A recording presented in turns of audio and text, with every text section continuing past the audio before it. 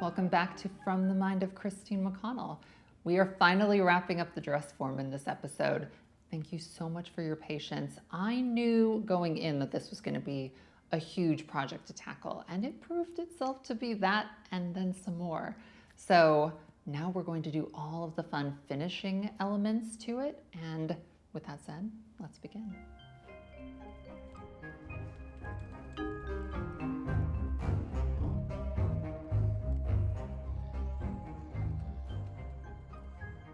At an estate sale, I once found this beautiful 1800s lace in a bag for $1, and I have slowly over the years just been like using it on very special projects. So whenever I do something special, I always try to incorporate just a little bit of it.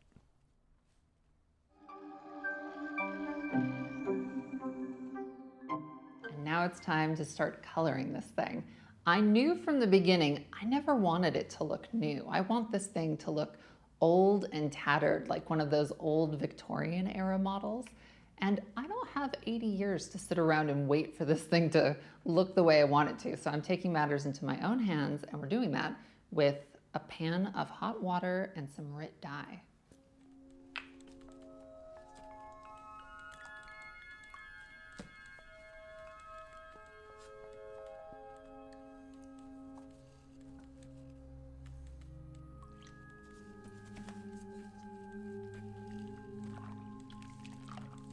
I test the color of the dye by dipping a little bit of a paper towel or cloth into the dye bath to sort of make sure it's going to look good before applying it to something that I care about.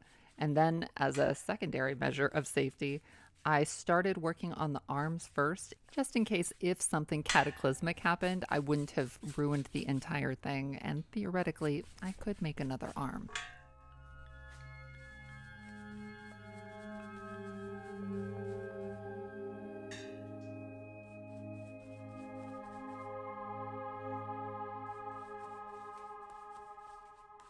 I mentioned in the last episode that moisture should shrink down this fabric. So as I'm applying this mixture, I can see the entire form sort of tightening and smoothing out, which is very exciting. Occasionally I stop and look at this thing, and it blows my mind that this was made out of, shipping boxes that I would have normally just, recycled, thrown away. And now it's going to be something that I'm actually going to be able to use and keep forever, which is, I don't know, to me, very thrilling. Oh, and by the way, let me correct something from the last episode here really quick. Someone brought it to my attention very kindly that linen is not made from cotton. I called this cotton linen. Linen is made from flax, like the flax plant. And I went online and I watched the process on YouTube of how it's made, and it's fascinating. So if I ever misspeak and, give you the wrong information, if I do get the right information, I always want to, make that correction and share that with you. I'm now darkening up the seams in order to age the form.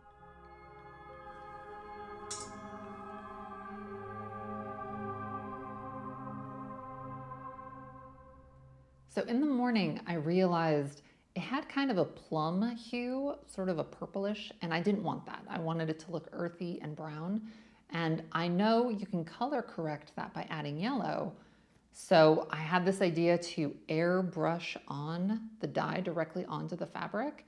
So I've never heard of anyone doing this. We're going to see if it works.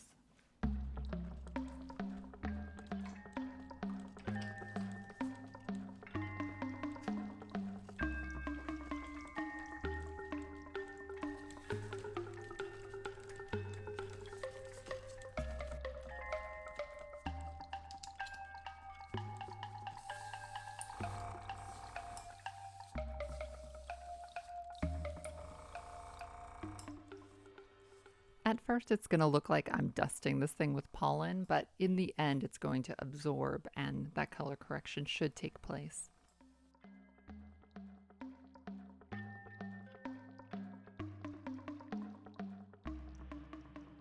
Here you can see the difference of what I was talking about. The arm looks very, I don't know, there's like a reddish bluish cast to it that just didn't look right to me.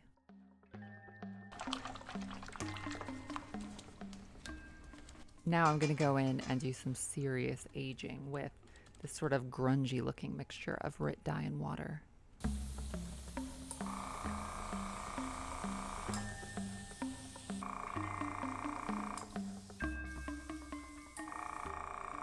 The reason I'm using dye instead of paint on this thing is it would feel kind of stiff and tacky, and I still want it to feel like fabric and be soft, so hopefully this dye will achieve the look I want, but it will still be soft and easy to pin into.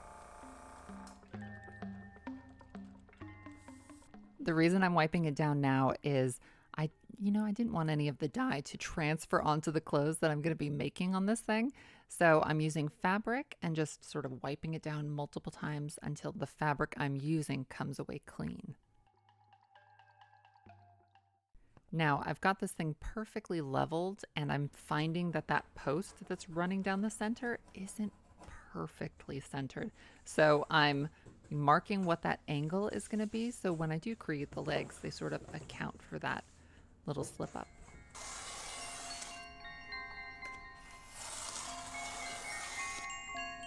And now one of my favorite things to do is to just sit down and sketch out like a fun design while watching a movie.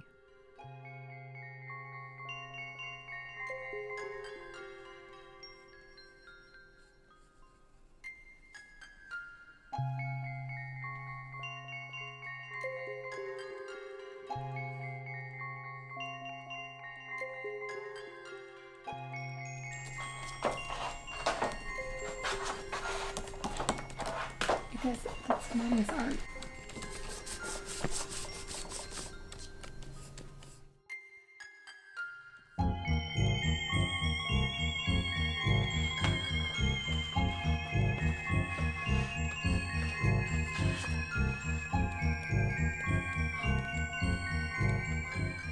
I had spent many hours working out this design, and on paper it looked so beautiful. But then when I cut it out and held it up against the form, it looked like Jolly Green Giant like boots at the bottom, which is never what you want to do. And it's another really good reason for doing this on paper first so you can see what it's actually going to look like in silhouette. So knowing that, I had to go back to my sketch pad, do a slightly different design that is going to hopefully be more flattering for this. Once I had a design I was really happy with, I cut it out of the paper and laid it on a board of poplar wood, traced it out, and then began cutting it out with a jigsaw.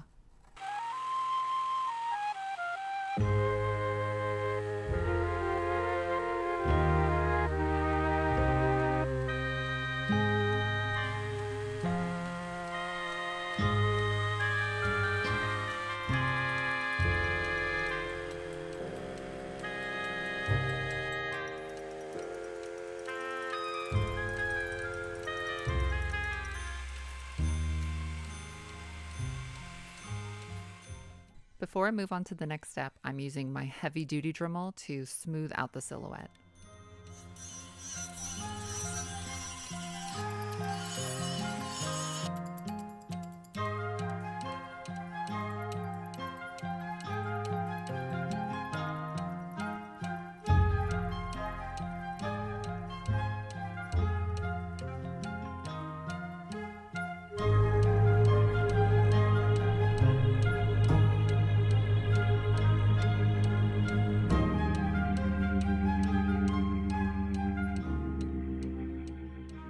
Now that the pieces are really crudely cut out, I'm going to mark where I want to be carving. This is a really great technique because you can line the pieces up to their opposite pieces and make sure you're doing this all in the same place. And then in addition to that, it's just a really helpful guide as you carve along because you have this base illustration to go off of.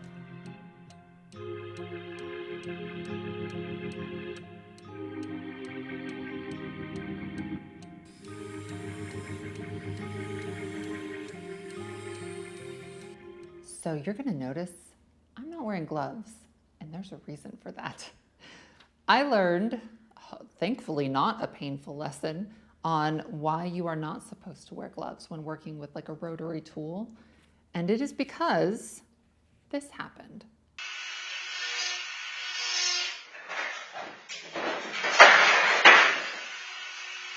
Essentially what happened is this rotary tool that I had, it was turned on over here. I didn't have it, it wasn't operated through a pedal. And it grabbed this hand right there and it tightened the fabric quickly against my hand that I couldn't pull my hand out of the glove. And it felt like a snake bit me. I just pulled this thing and it just kept coming at me. Scared the bejesus out of me. I'm really big on safety, even though I'm learning this as I go about what you're supposed to do and what you're not supposed to do. And I guess using gloves when working with rotary tools or anything that can grab a hold of stretchy fabric or any kind of fabric is a big no-no. I didn't know that, but now I learned. Thankfully, I wasn't severely hurt. Honestly, I couldn't believe that didn't happen.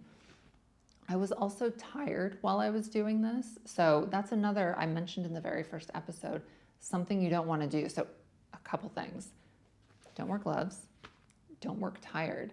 And if you're working with any device that is going like this, get one of these pedals that you can plug into it so that just the release of your foot will stop the motor from going, because in this instance, I didn't have that. And from now on, anytime I'm working with something like this, I'm going to do that because I want to make things pretty, but I don't want to look like meatloaf at the end of the day. To add one more thing to that, I dress terribly to work on these projects. I'm wearing sweatpants a lot. I'm wearing, loose sweaters. These are all horrible, horrible things to be wearing.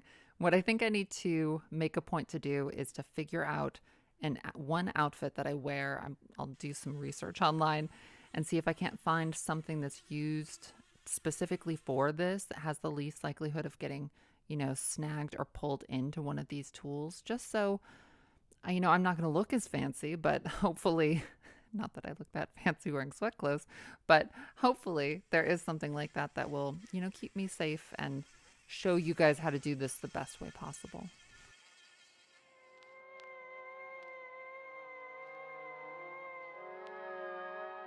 You'll notice that as I go along, the tips I'm using become smaller and smaller as the details become more and more defined.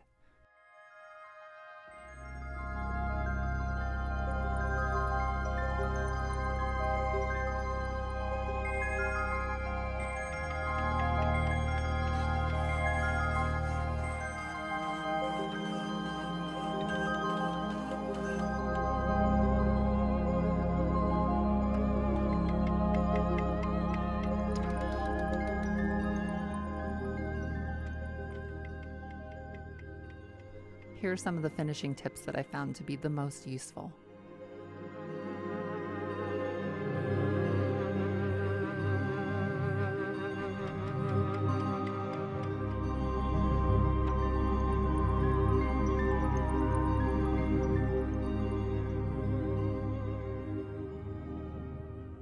I wanted my dress form to have a finial on the top in the shape of a leaf, so I've cut out that shape really roughly out of that poplar wood, and now I'm using that large Dremel tool to plane away chunks from the front and chunks from the back in different areas, which will ultimately create a 3D leaf.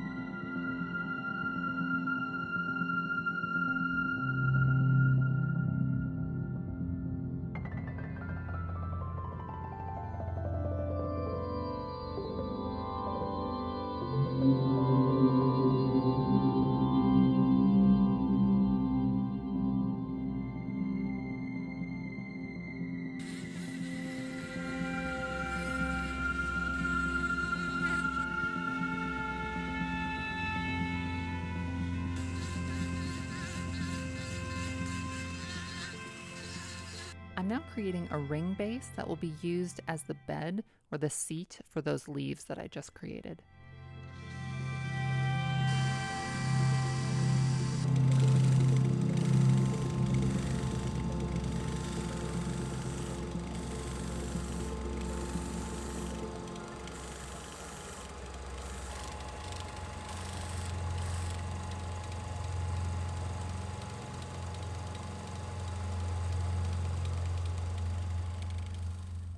I'm using a belt sander to smooth these pieces out so that they come together nicely.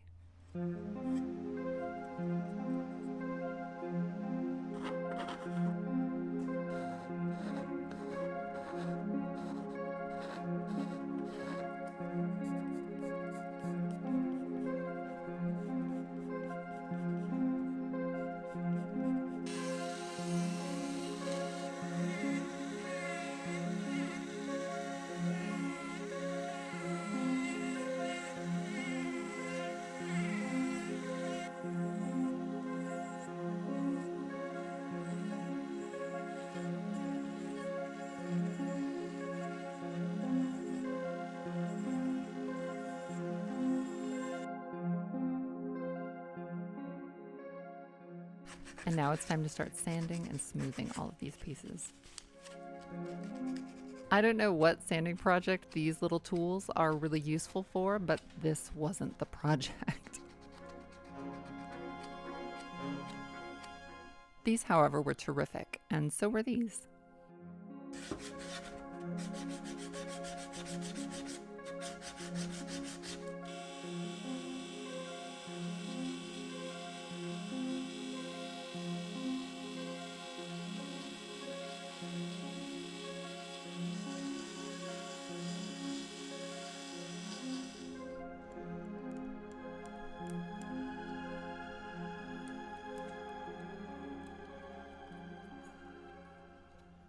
Now we're going to get into staining this thing.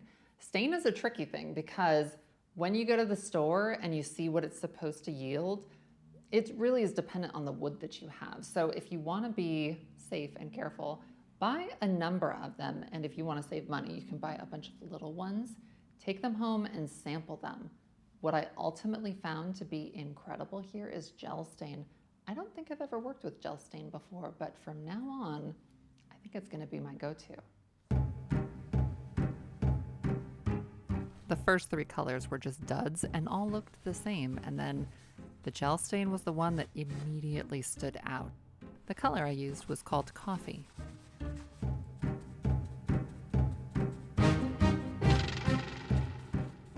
For my first coat, I'm doing a pretty rough application. It's not too gunky, but it's definitely thick enough that it is as dark as possible, and for this stage, I'm not wiping it off. Now you could do it just like this and leave it and it would be fine. But if you really want these to pop, what I'm now going to do is plane away or sand down the highest points, go back again with that stain and do a very thin light application and wipe it off immediately. And that is going to create a really good amount of contrast and just make the piece as 3D as possible.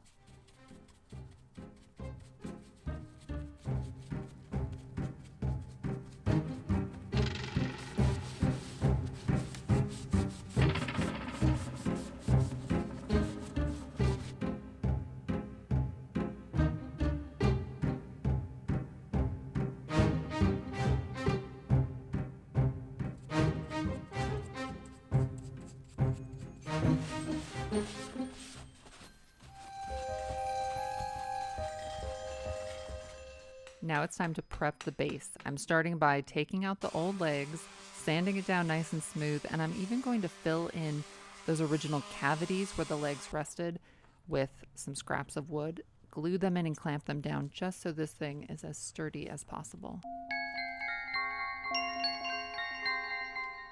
I started hollowing out the stems of my leaves using a really fine point drill and then slowly graduated up to this size. You want it to be just barely thick enough that you can start to screw in a headless threaded rod. Now I'm fusing the leaf to the base using a 2-part epoxy.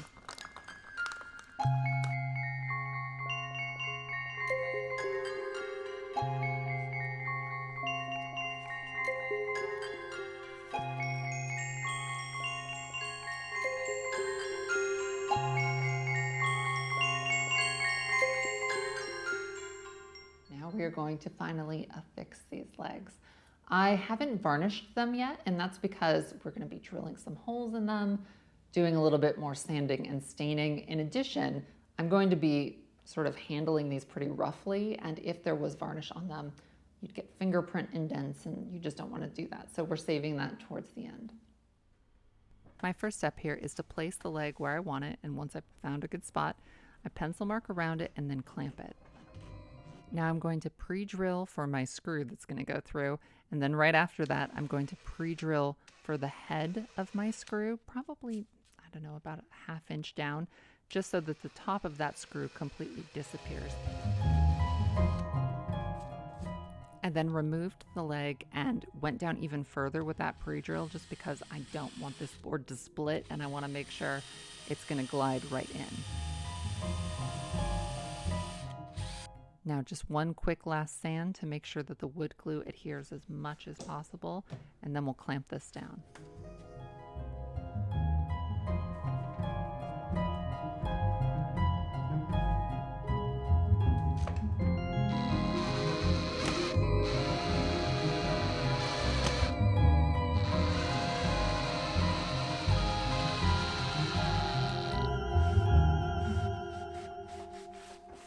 Now I'm using a wooden dowel to tuck that into that cavity.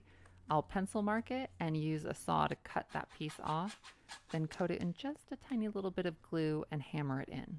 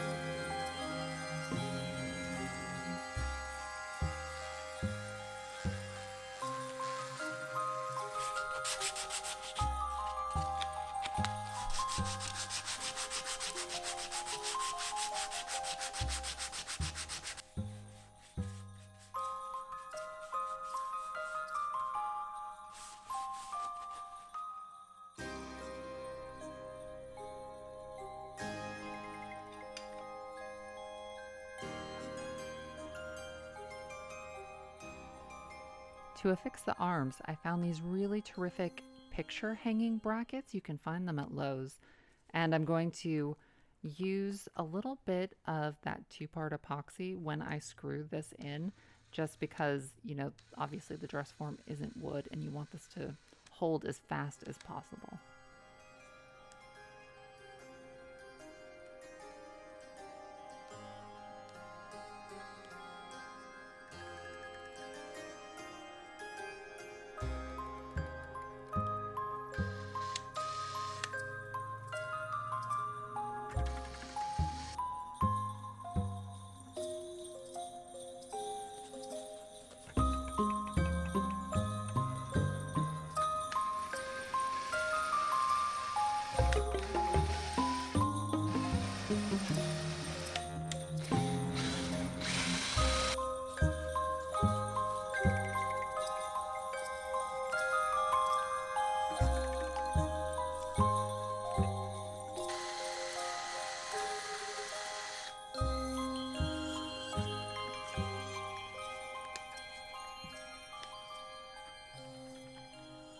Now it's time to varnish the legs, and I'm using a clear shellac to do this.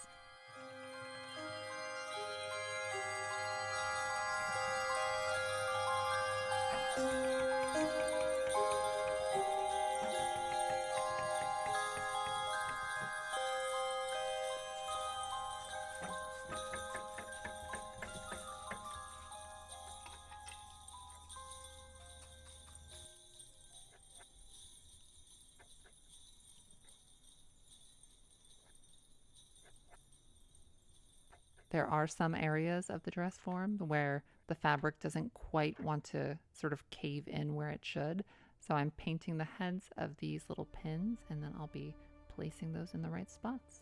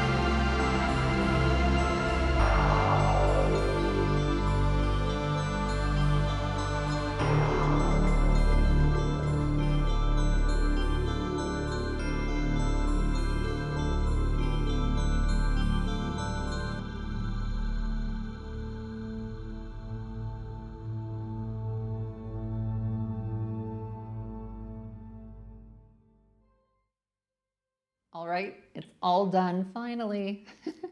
Thank you so much for your patience. I really appreciate it. I knew this was going to be a big project. I didn't know it was going to be this big. But now that it's done, we're going to set it aside and get back into Halloween and holiday projects for the rest of the year. They should all be kind of simple and a little bit more doable and fun. Then, when we do get into next year, I'm going to be making some dresses using this form and also really getting heavily back into restoring this house. I'm going to be tackling making my own wallpaper from scratch. So look forward to that.